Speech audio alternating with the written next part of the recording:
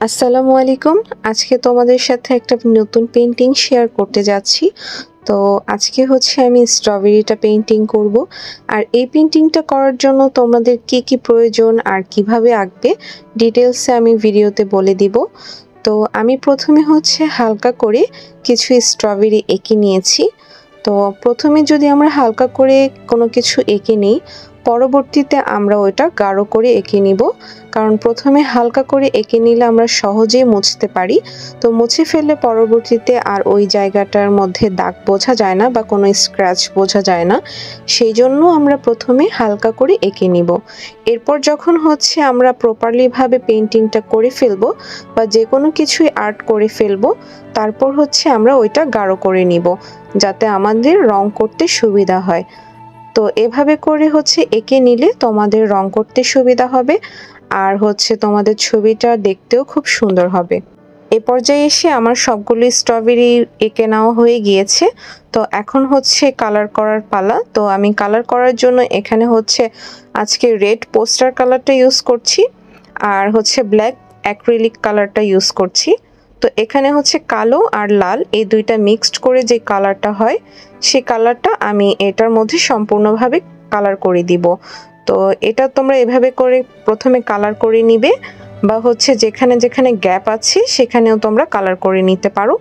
তো আমি হচ্ছে ফার্স্টে সবগুলোতে কালার করে নিব। তো এই কালারটা শুকানোর পর আমি বাকি কালারগুলো অ্যাপ্লাই করব। তো তোমরা একটু ভিডিও দেখে বুঝে নাও।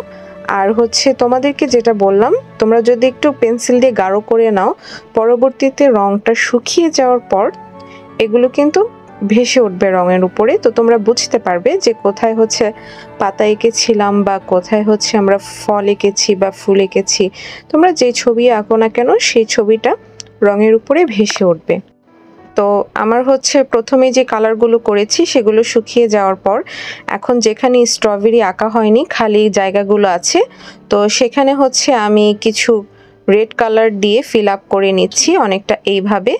তো রেড কালারগুলো ফিল আপ করা হয়ে গেলে আমি হচ্ছে যেই স্ট্রবেরির কালারগুলো আছে সেগুলোতে রেড আর হচ্ছে হোয়াইট কালারটা মিক্সড করে দিচ্ছি, যেন এখানের স্ট্রবেরির ন্যাচারাল যে কালারটা সেই কালারটা আমি পাই বা ফুটিয়ে তুলতে পারি পেইন্টিংটার মধ্যে।